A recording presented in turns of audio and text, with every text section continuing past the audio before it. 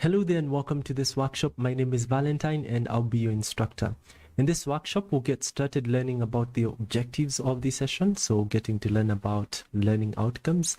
After that, we'll get to learn from a theoretical perspective what Python Dash is, as well as get to understand why we would want to use it for either if we are individuals or organizations.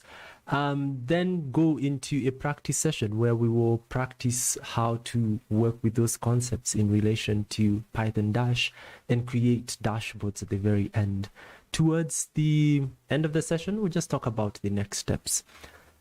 Before continuing, it's important to note that this workshop is specifically designed for persons who have experience using the Python programming language and have used tools like Plotly, Pandas, which are Python libraries. This is because Dash uses those tools. So the assumption is that you have already had have maybe some experience with those tools and would want to just now get to learn how do you now use Dash as well as those tools to be able to create dashboards. If you don't have such an experience, you can always look into learning how to use Python. We have almost 10 different Python fundamentals workshops or courses on that. So look into that, then go into data wrangling, then data analysis, and now how to also create interactive visualizations. I would understand if you normally tune in into these workshops, you should be at par with what we are doing, and you should be in good shape to now continue this workshop. In addition to that prerequisite, there are also some other prerequisites that we've put in the description section of this video. For example, you need to install VS Code, which is the software or the text editor that we're going to be using. So we'll be running the code, the Dash code locally. So if you want to follow through step by step on how we're going to be executing code as well as just interacting with the code, be sure to follow or to use or install that while we just go through the first part of this particular workshop. But if you would want to use your own tools, you can always feel free to do that. Maybe you might want to use a different text editor, maybe Sublime, or you might want to use an IDE, an integrated development environment for Python specifically, such as maybe PyStorm. Then it's okay. Not PyStorm, PyCharm. Then it's okay. So so have a look at those resources so that you have them installed, and also install Python. But if you're installing VS Code, and when we open the project that we're going to be opening, it will prompt you to just install Python, which will make it easier for you. So starting off, by the end of today, we expected to have achieved these learning outcomes. We should be able to gain a comprehensive understanding of the Dash framework and its components. We should also be able to learn how to build and customize interactive dashboards using Python and Dash. We should be able to develop the ability to integrate various data sources such as Dash applications for real-time visualization. And also we should be able to master the techniques to just enhance the functionality of our dashboards. Starting off, what is Dash? Dash is basically a Python framework. You can think of this as a collection of libraries that work together, and we can use Dash to create dashboards, which are a collection of interactive dashboards that work together to present some sort of information. So stakeholders within an organization can use dashboards to track maybe performance of teams, track how an organization is doing by having KPI data displayed on dashboards. In also some other cases, you could have specific teams tracking just various interests in terms of their data. So maybe a customer support team might want to track the number of tickets that are open or closed, etc. How Dash works is that we would write code in Python, and then behind the scenes, that code would be converted into front-end code that can be displayed on web browsers. So it would be converted into HTML, JavaScript, and CSS code. So Dash uses what is called Flask. Flask is a Python framework that we can use. It's another collection of libraries that allow us to create web applications behind the scenes, so we don't need to have knowledge of that. It also uses Plotly.js, which is an equivalent of the Python Plotly library. So it also uses that to be able to render our visualizations, interactive visualizations, into just on web pages. We're also able to also have just the various components, maybe like drop downs, also be rendered using React.js behind the scenes. So generally, when we are using Dash, we're just using Python, and that Python code is converted into an equivalent HTML, CSS, or JavaScript code. Key features with regards to Dash, it has a declarative syntax, so it has its own kind of a syntax that we would need to write in Python, and that would then be translated into equivalent front-end web front-end website web development code. Component-based, when we are working with Dash, say if we want to create a dashboard application, we would normally have components. Like you'd have a visualization that we would treat it as a component. That's a component. If we want to have maybe a drop down, that's also a component. If we want to have a slider, that's also a component. So we would normally interact with components within a Dash application. So generally, Dash is component based. Plotly integration, it uses the Plotly library to be able to create interactive dashboards. So if you want visualizations, if you want visualizations that users can be able to go deeper into, maybe specific sections of the visualization, then we can be able to easily use Dash, because it's going to be using Plotly behind the scenes. And also, when it comes to having interactivity behavior within our Dash application, so for example, if we want to have a user select maybe a drop down, and the value of that drop down changes the visualization itself, then we would need to use what are called callback functions, which we'll get to explain in a bit. So that's generally Dash in a short sort of summary, but there are benefits that come along when working with Dash. First, it would allow us to be able, as organizations, be able to leverage Python skills. So you do not necessarily need to learn another language in order to work with Dash. So if a team or software engineering teams and data scientists all have knowledge of Python, then building dashboards using Dash is easier as compared to if the teams were conversant with just different programming languages. Organizations can also create complex charts, graphs behind the scenes. Organizations or teams can use, individuals or software engineers or data scientists can use pandas to be able to create or to prepare the data that's complex that they might be having, maybe to pull the data, join it, clean it, being able to also create summary tables out of it. And then once they've created those visualizations, they can use Plotly to be able to create those visualizations for use with Dash. The applications, so dashboards, when you deploy them, they would be referred to as Dash applications.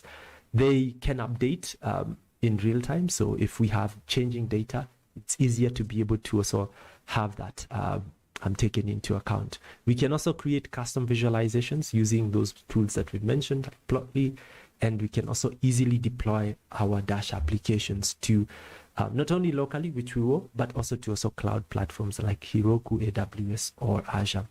While Dash has its benefits, there are a few limitations to keep in mind. So Dash requires you to learn some new way of writing Dash code. So you may not necessarily write code in the style that you've learned before. So Dash has its own specific way of writing code. So that's called syntax and structure.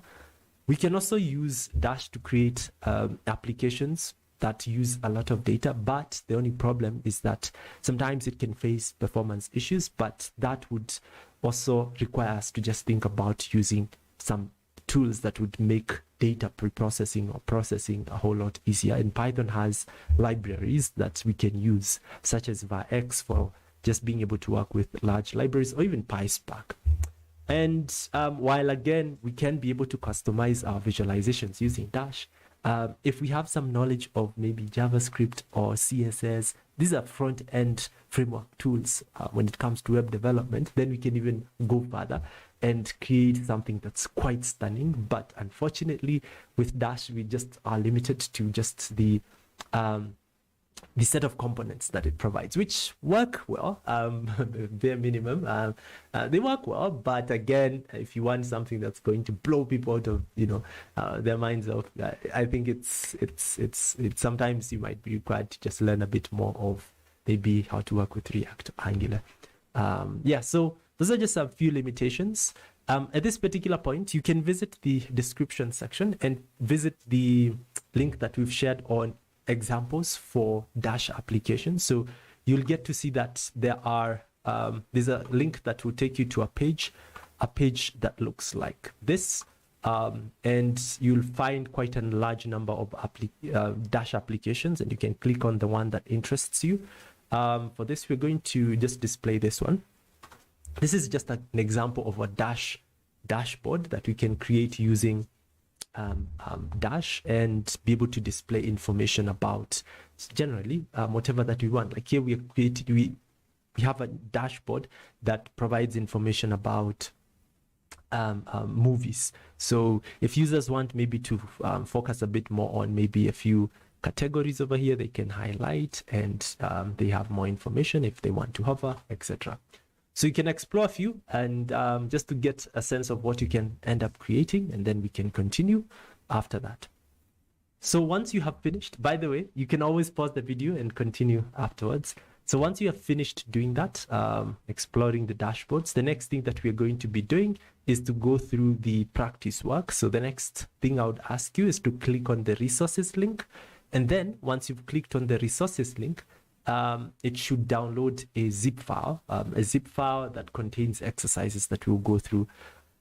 You'll also need to have installed VS Code. So I won't pause and let you do that. I will just continue because I already have VS Code, and you can always pause the video and you can continue after that. So download the file, and once you've gotten the file, so you should, I'll share my screen. I'm using a different operating system than many people would use. You should navigate to your downloads directory, and you should extract the downloads file that you have. So you'll get to this page. Okay, this is my downloads directory, but yours would look different depending on the operating system. For Afterwork members, you will have this particular Dash complete exercises and solutions, Dash solutions and challenges. But for everyone else, you'll have Dash exercises. So you can click on that, extract it, and just leave it as it is. Then once you're done, again, you can always pause the video, by the way, and do that. Once you're done, let's get VS Code up and running. So I've got my VS Code. So I've already loaded my VS. I've already just started it. You would find VS Code looking different than what you have here. So you would find it different maybe. But once you have opened it, the next thing we are going to do is to open that directory that we have extracted. So you go to File, then Open Folder, then select the folder that you have and select Open, and it should open, and you should see on the left hand side your Dash exercises folder. So you can see on my screen this Dash exercises folder. Then we're going to start with foundations. So yeah, so click on the first one and you should be good to go. While installing VS Code, you might be prompted to install Python. If that's the case, just allow it to install Python. Just say yes. If you haven't, you're also going to need to install Python. But most computers usually come with Python installed. So all right, once you've clicked on exercise 1, click on the text editor, then you should be good to go. So what we are going to be doing in addition to this, once you've opened this, we're also going to open a terminal. So we'll open a terminal inside VS Code. So what you can do is to right click on the exercises. Actually, you can right click on exercises, then open integrated terminal, and it should open the terminal below under there, and you should be able to now work. So right click on the name exercises, then click on integrated terminal. If you're not able to do this, you can always navigate through the terminal, but I won't be giving just a tutorial on that. That's another session for Linux commands. So that's also an essential skill for data analysts and data scientists.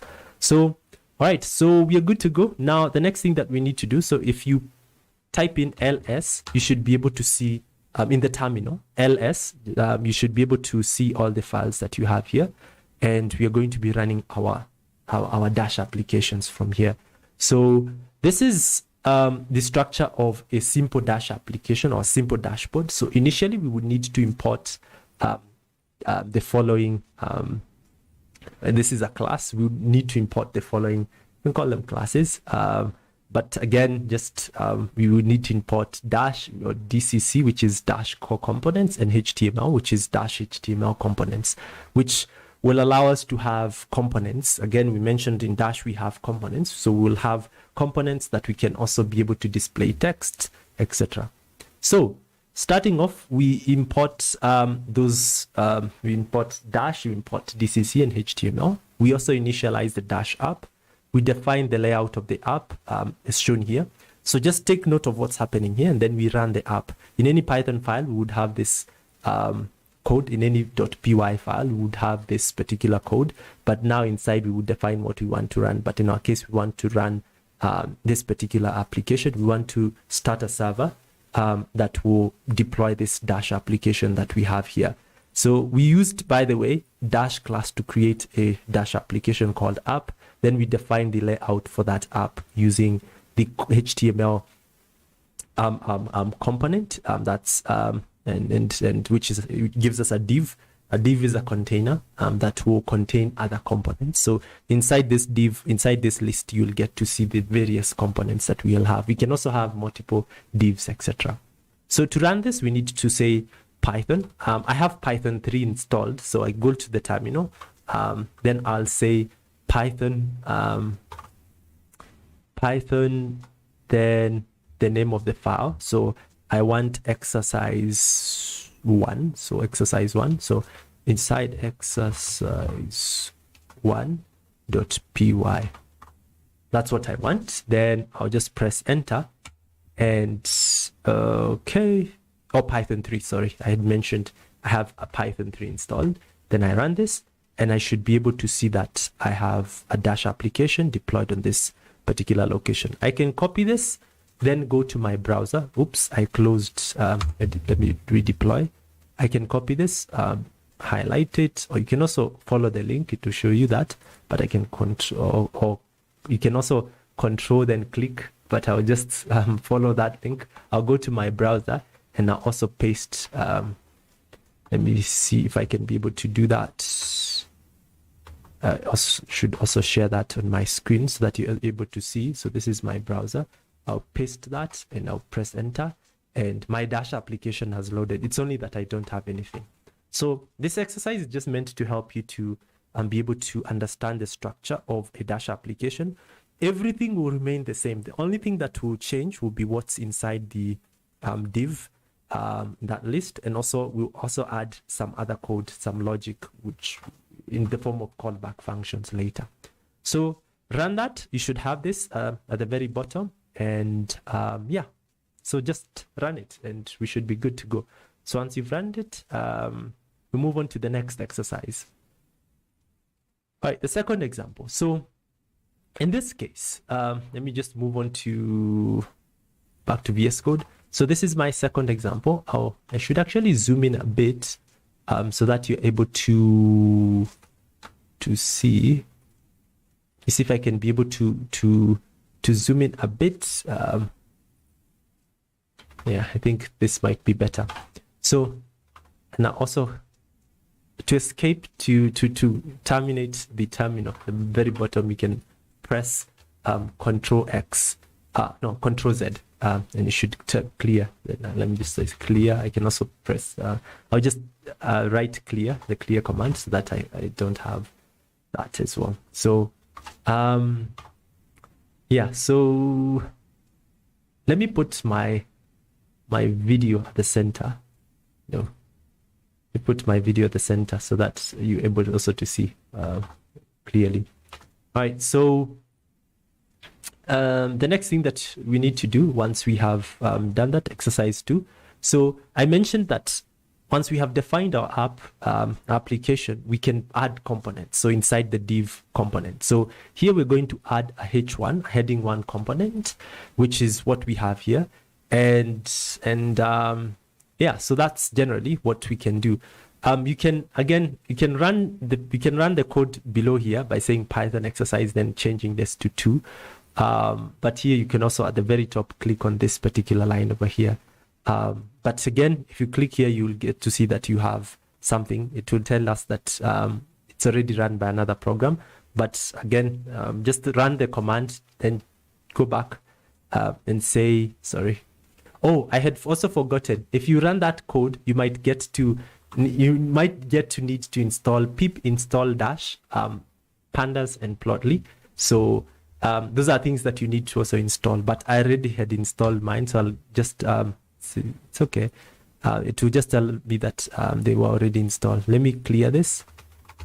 Sorry, clear. And now run this example. I think this is okay. Enter. Okay. So right. So it's installing some other terminal, but I can still, in the meantime, write pip install pip, not pip install. Pip, then not pip, sorry, Python, then example exercise 3.py quotes and enter. Python 3, sorry, I'd forgotten. It's Python 3, sorry. But it's still also installing Python again. I reselected it again, so let's give it a few seconds. So you also, as that happens, I had forgotten to mention before we had run the first exercise, you also need to install dash by saying pip install dash.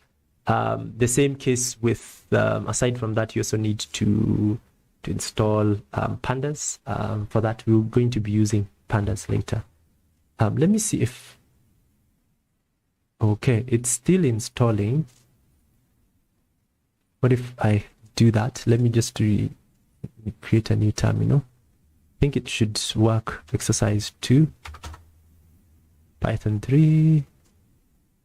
Okay, I need to open it in this integrated terminal.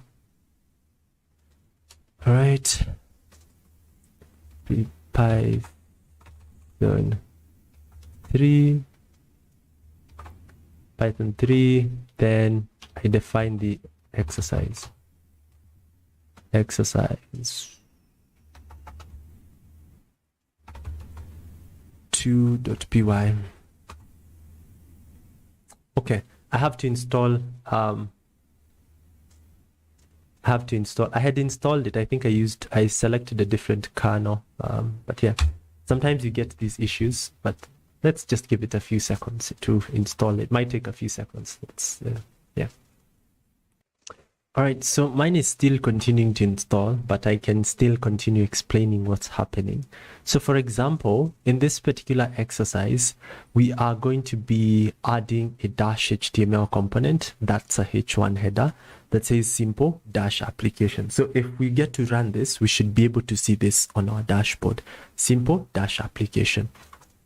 By the way, with the way we've structured these ones, if you have access to the challenges, after each and every exercise, you can always try a challenge that will just reinforce the concept that we have showcased here. But if you just have the exercises, the ones that you see here, you could simply just run the code and you should be able to work with that. So let's continue. This is just a quick way of just explaining that you can be able to, well, it's just a quick way of adding a header. I mean, you can have H2, H3, H4, H5. So maybe something H4, H2, H3, H2, etc. All right. So, and by the way, you can have maybe H1, then H2, then H1, then H2, then you can have also other components in such a situation. Moving on, in this particular case, we are going to be setting our port number. So the port number is, if we run this particular code, we are going to see that our port runs by default on port 8050. And that's okay, but we might want to run it in a different port, 8051. And we can define that at the very bottom where we are running our server. So we define as another parameter port equals to 8051 or 8052 to the port that we want.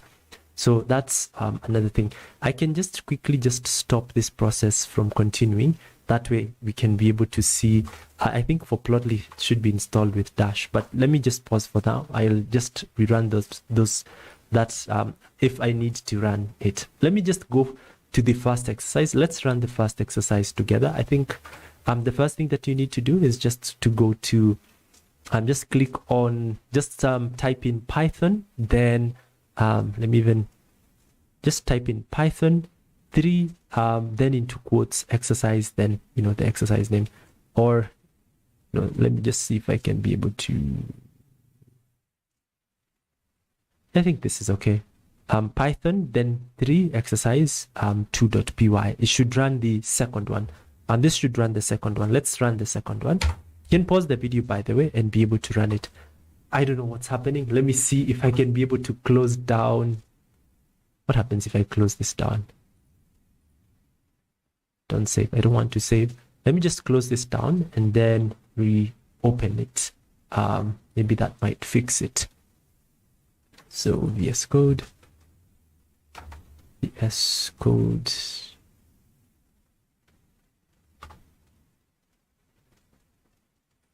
Just a second. VS Code. Where is it?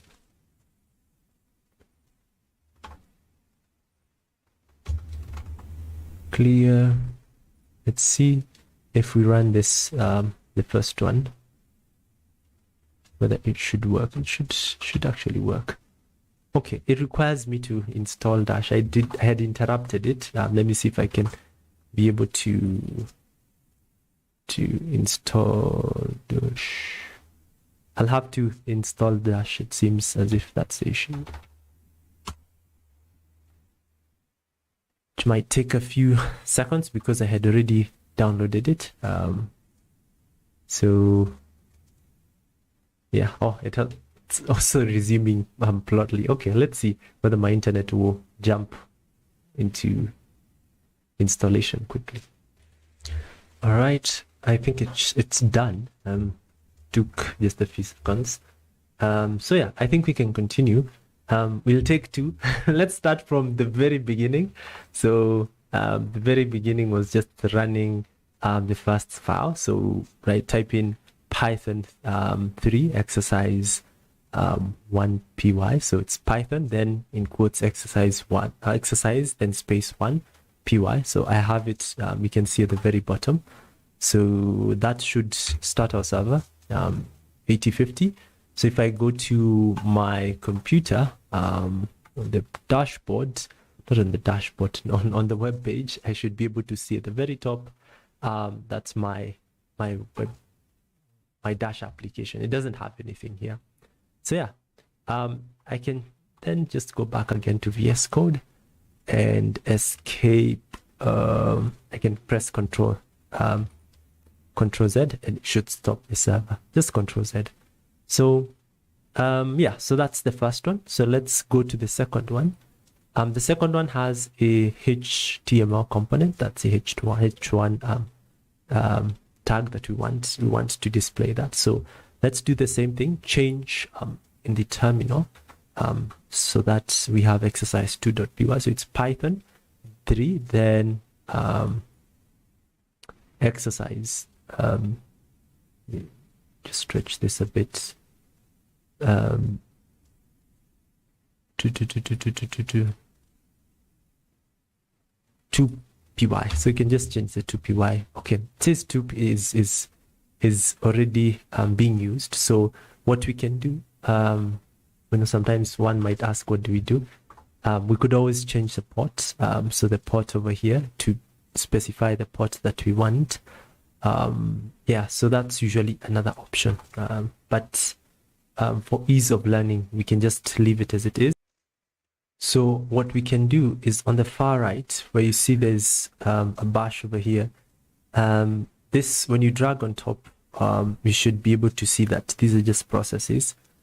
For example, here we can just click on Q to delete that one and the previous one as well. But then you would need to again open an integrated terminal again. That's also another option. Then select now, then write in the command to run the server for the second exercise, which I have here. The second exercise looks like this. So I can run that. I don't have to open my second window. So if I go to the browser, so if I go to my browser, I should be able to see that I have simple dash application. All right. So that's what we have. And if we maybe say we type in A, then say dash. Okay, well, if I change the AAS, when I then visit my web browser, I should be able to see that happening. But in my case now, I can just quickly stop. I can just kill click over here to kill it, but I can just simply Control Z, and I should be off that. And also, if I want, I can also delete it. But again, if I delete it, I would have to again open it, open the integrated terminal.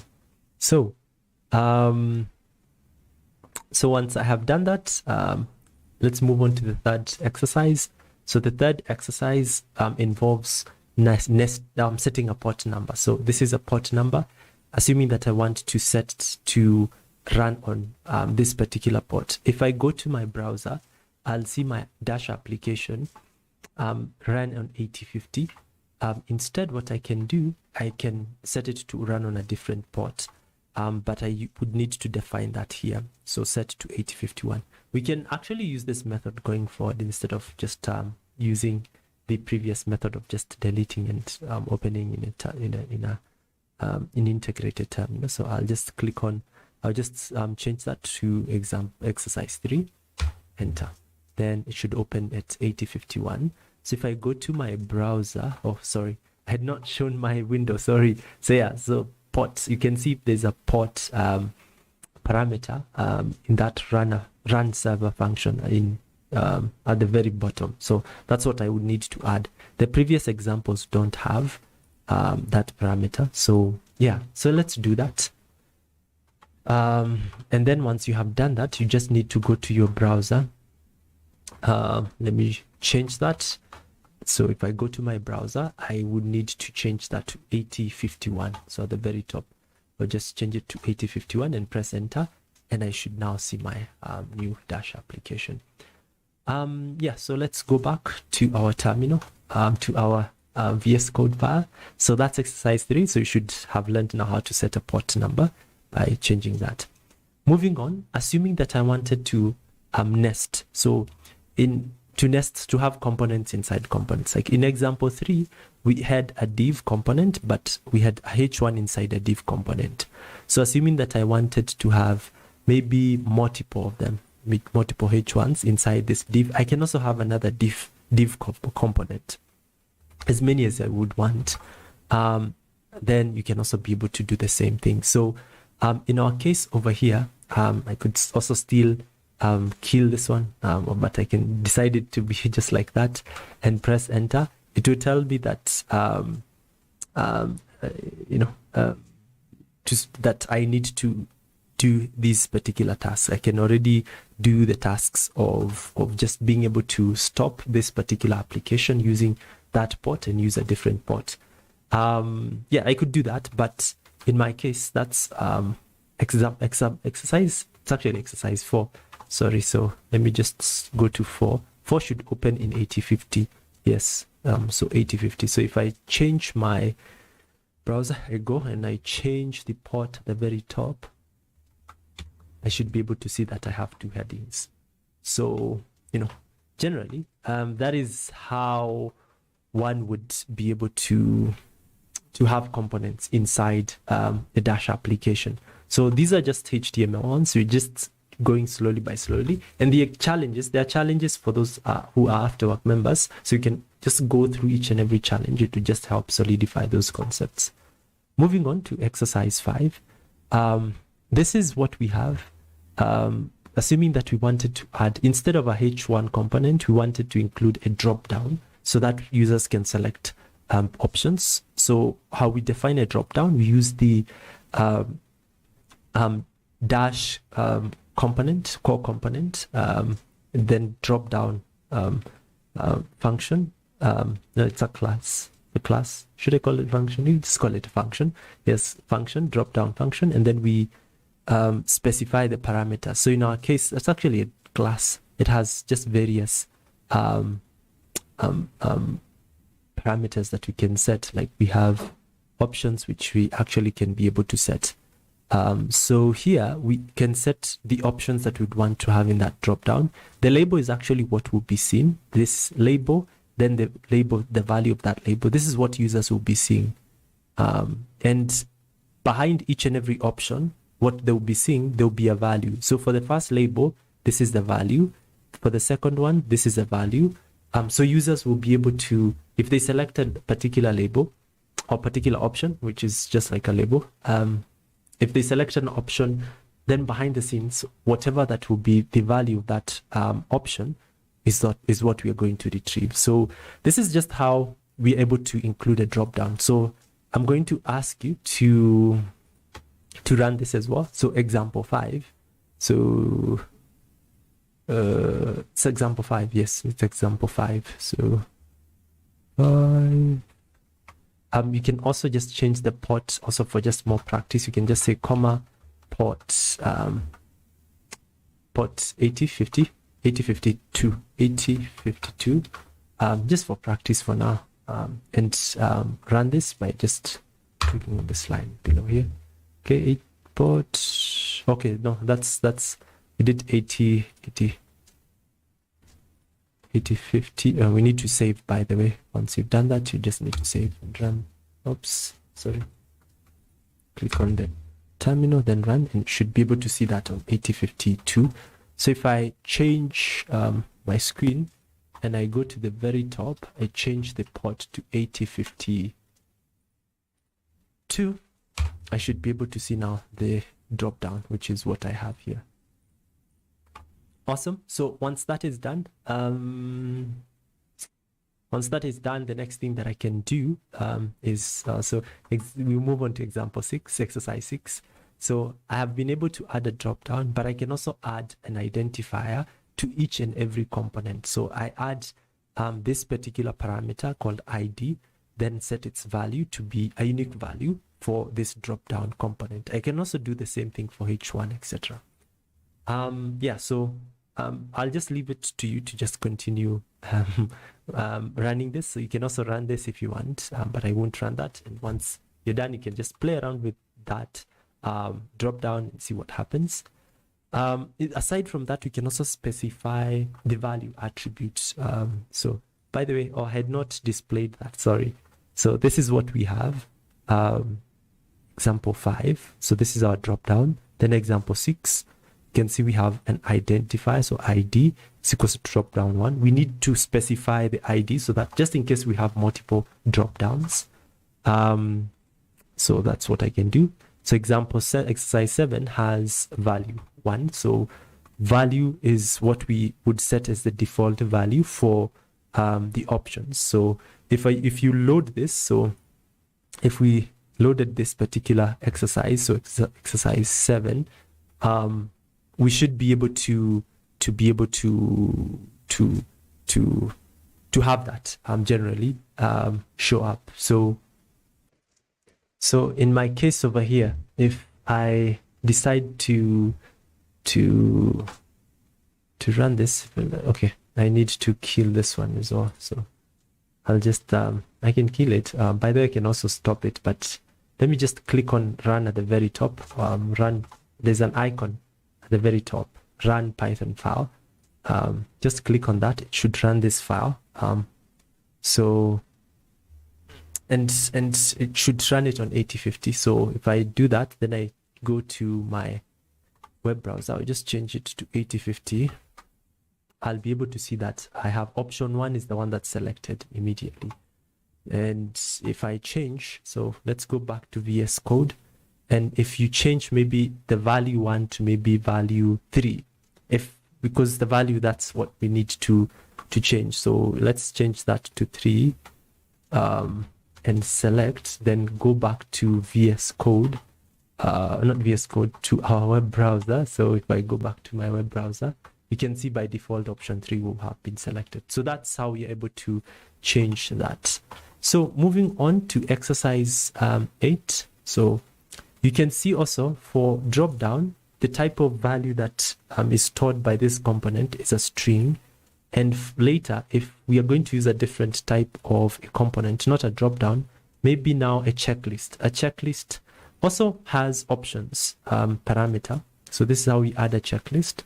Also has the options. It's almost the same way you would store information as in a drop down. The only difference is that the checklist would hold multiple items, so multiple values, and they would be stored in this particular list, still with the value parameter. So if I stop this from running, I can also just kill it, just delete that and run this. So click at the very top, run this Python file. I should be able to go to this particular section of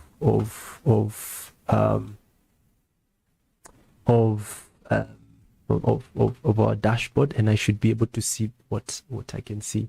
This is a checklist, and the first two have been selected. The reason is because I have shown in this particular, I have taken the values of those options and stored them in this list. As you can see, this particular value and this particular, sorry, not the bad one, this particular value. And this will be important. This type of value will be important when you want to automate that process. Exercise 9. So assuming that we wanted to load a data on a table, so we would use what is called a dash table. A dash table is you would import it from Dash, and we use that. So first of all, we would load our data set, gapmind the data set, and we would use the dash table.data table component to be able to load the table. And there are three things we can do. So the first thing, actually there are multiple things, but important things are, we would first of all need to set the column titles, so the column names. So how we would do that is using this list comprehension. So what we are doing generally here, we are iterating through all the columns, the column names, and then storing them inside the this particular dictionary. So if we have 10, we will have 10 different dictionaries values over here. No dictionary values, but key value pair, not key value pairs, but set of these key value pairs that you see here.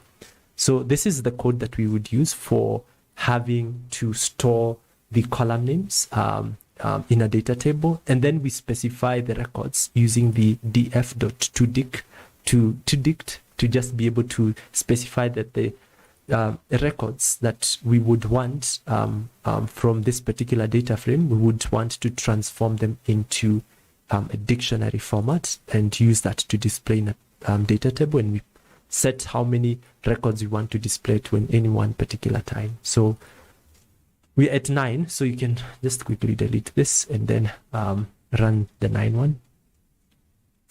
We need to install pandas. So to install pandas, you just say pip install pandas. That should take maybe a few seconds. It will use probably what's already installed locally to install that, to install pandas. But again, it also comes with NumPy. So you just give it a few seconds for that to happen. All right, I think it has finished installing. It has. So if we run this, let's rerun this at the very top, and we should have that showing up on our browser. So there you have it, data table. So you can have multiple components, but that's just one of those components that we can have. So let's go back to VS Code, exercise 10. Aside from just a data table, we can also have a graph. So assuming that we created a Plotly visualization, we would use and want to display it, we would use a graph component. As you can see, we give it an ID and also the figure attribute, or the figure, you can call it an attribute, this is the parameter for that, and we set that to the visualization that we want to display, and we are just getting one from this particular data set that we have imported using pandas. So let's delete that and run this. All right, port 8050. That's our visualization. All right. Moving on. By the way, you can always pause and run the code. You don't have to move on with me. So 11. So assuming that we have these different components, we have an input component, which is just an input text field. So it's actually an input text field in HTML. It's like the one that you usually put a username, password as well. So you can also have that, and also have a div. Aside from having a div container contain other components, you can also have a div container just be able to output just the information. So you can have some text in there. So div is also displayed. We won't be able to see this because we don't have any value displayed for the div tag. But we'll have h1 input, but this won't be quite visible. Let me stop this and run this again. So if we go to 8050, we should be able to see now our two components, but our third component is just below the text input. All right, moving back to VS Code, exercise 12. So we can also have a radio items component that also takes in value, just as in the same format as a checklist, a drop down, which we had here, as well as also a checklist, just the same kind of format. So radio items, is it 11? Okay, 12. It would also take value. The value would hold a string, and we can also display how we want to we can also set how we want to display the radio items themselves. So let's run this. Just stop this one, the previous one, and run this new one. Change that. You can see Setosa, Versicolor, Virginica, etc. All right, 13. You can also have a range slider, a slider to just choose a range, and this value, the value of this would also be used maybe somewhere else. So let's display this and see what happens. So the range slider looks like what you're seeing on your screen, and we can be able to interact with the slider themselves. The different parameters for the range slider just mean just different information. So for example, min means, you know, the range has to start from 0 and then maximum 20. Step just means the the step means just from one particular point to the other. So from 0 to 20, there is one step. So it means there are 19 points. So 0, then 1, then 2, then 3, 4, 5, etc. All right. That's it about just components. You can be able to get other components if you're able to go to Dash core components. If you go to the website, or even just Google Dash core components, you should be able to get to a page that is able to just give you just more information about components. I don't have that open. I think I should. Let me just open it quickly. It's taking a bit of some time for that, but yeah, you can always just Google Dash core components, and you'll be able to see the different components that you can work with. Sometimes you might have an idea and how you can implement them. This is just a slider, not a range slider. There's a range, okay, the slider as well, range slider, input, etc. And you can see them on the far right. So for example, if I want something like a date range picker, this is a date range picker. I can be able to select the date range that I want. So you can always incorporate that in your projects. Let's move on to interactivity. So sometimes you might want to include maybe maybe what happens if you change maybe some value in one component. Should it be able to change, a component, let's say the value of the other component. So for example, if we select, maybe if you work with something like H1 and also have a drop down, what happens when we change the value of a drop down, should, that should also happen, that the data should be filtered such that also the visualization should change. So we're going to learn that. Let's expand interactivity exercises and click on the first one. In our case here, we are going to be learning how to work with, say, input. So how to work with just what are called input components and output components. So when we are having interactivity in our dashboards, technically we normally have one component that a user interacts with, and then something happens as a result of that, or the value of that component that a user has interacted with. We would take that value and then use it somewhere, maybe to filter for data, and then display that data in an output component. So in our case here, in this example, we have H1 component, we have input component, which is the text area. So if we put some initial value here, the output component, which is a div, will be able to display. So, and how we define that process of displaying, we usually use what is called a callback function. But we define a callback function using, in Python, they're called decorators. So if you have an app, @ sign, then app just before the function, is shown here, it's usually called a decorator. But here we just are going to just call it just a callback function. Then inside the callback function, we define our output, comma, then define our input as shown, as you can see there. So that means the output definition, the first value that we give to the output function here, actually is the ID of the output where we would want to display, and the children is actually the attribute where we want to display. If this was something like style, we would have done maybe some operations using and set the value of that style as shown as we would want. But here children just refers to the div contents. So the contents of div would actually be set using the children attribute.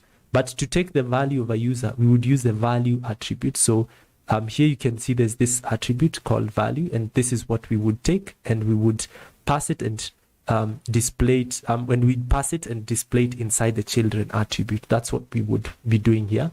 And to define how that logic would happen, we create a Python function. We say, this is our function, update output. The value input would be now the value from the input component, which we've set here. It would be taken through the Python function, and we return it. This is just an F string. We just define that we want to return a string saying output, then the value that has been input, and it would be displayed inside the div component. You can pause the video and try to understand the logic. This is as easier as I could be able to just demonstrate. And all other complex operations, we just follow this format. You need to have an input output component. You can have one or multiple inputs or output components. Then their values would, you need to define that those inputs and output components over here.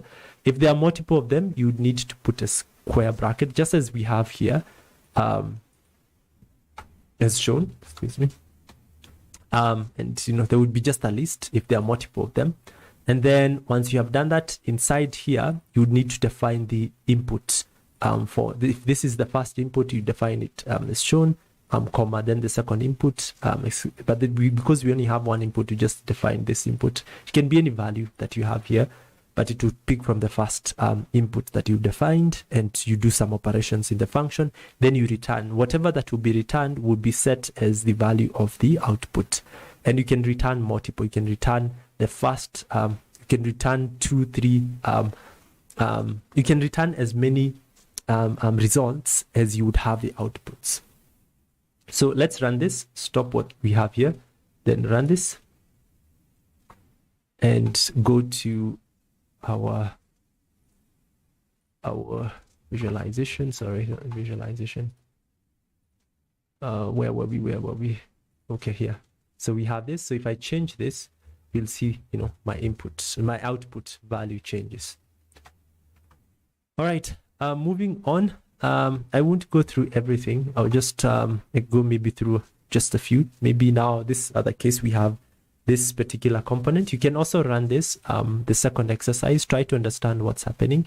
We have a drop down here. Let me see. We have a drop down and these are the options and the value will be selected here. So if I select a drop down, maybe label option 2, this value will change to option 2 and it would be passed to our output children's attribute, which will be displayed over here. So I can even run this, by the way, just showcasing that. I've run it. So let me just go to the browser. So you can see we have option 1. So if I select maybe option 3, it changes to option 3. So yeah, I think that just gives you a good idea of what's happening. And now let's do something a bit more complex. Let's you can go through the slider, the same case with exercise. I think let's go even just through exercise 4. This is the exercise 4 is the one that I think would work best, but you can go through those other exercises and also go through the challenges. I've also shared challenges for that. We'll stop this first. So for this case, we have a drop down. It has some values that we see here, female, male, and the values are as shown. This is the default value, female. We have a bar chart components, written bar chart. I had not shared. Let me just reshare that. I keep on forgetting. Sorry, guys. Exercise 4. So you have bar chart component. So bar chart. So what we are doing here, we have defined our input, which is drop down, which is what we have here, and our output, which is what we have here. So what we are going to be doing is we are going to be taking selected gender, so which is the value that we got here, that's the female or male, then pass it through this condition using, this is just filtering in Panda. So we are selecting for the sex column in tips data where gender is equals to maybe female or male, the one that has been selected. We get that data, then we use it to create a bar chart using Plotly Express, and then we return that to the graph component, and we set that to the figure component. So if you remember the foundations course, the foundations one, we had a graph somewhere here, and the figure was what we would set for the visualization. So we can do the same thing. Just go back to 13. Where was I? Number 4. So we do that and we return it and we display it there. So let me stop. Let me run this and you can see what's happening. So if you go to your browser, you should be able to see the visualization itself. So you're able to achieve what one would want. Slowly by slowly, you're building up. And now you can have multiple output components, multiple input components, and be able to play around with the values and have a full-blown dashboard. So I think I won't go so much into the rest of the content because of time. And I can see the issues also with streaming this particular workshop. I'll need also to resolve that. You can go through the other exercises that we've shared. There's exercise 5, 6, 7, 8, 9. They should also be able to demonstrate how you can work with multiple visualizations and be able to create the dashboards that you would want. All right, that's it with regards to this course. We'll create more courses in still reference to dashboards. This was just a quick introductory to working with Dash. If you did learn something, we apologize for having this workshop a bit late. If you're watching this in the future, yes, we had this workshop a bit late, but we apologize for that. But if you think that you got some value from how to work with dashboards, be sure to give this video a thumbs up. If you'd want us to also create more content in the future, it just tells us that, yes, there are people who would want to learn more about this particular topic. All the best in your learning journey. After this, just create more dashboards and get to practice a bit more, and also get to also learn how to also use other types of libraries for dashboards such as Bokeh or even Altair for creating visualizations as well. All the best in your learning journey. If you'd want to be informed when we post such future courses, be sure to to subscribe, and see you in the next course or in the next video. Bye-bye.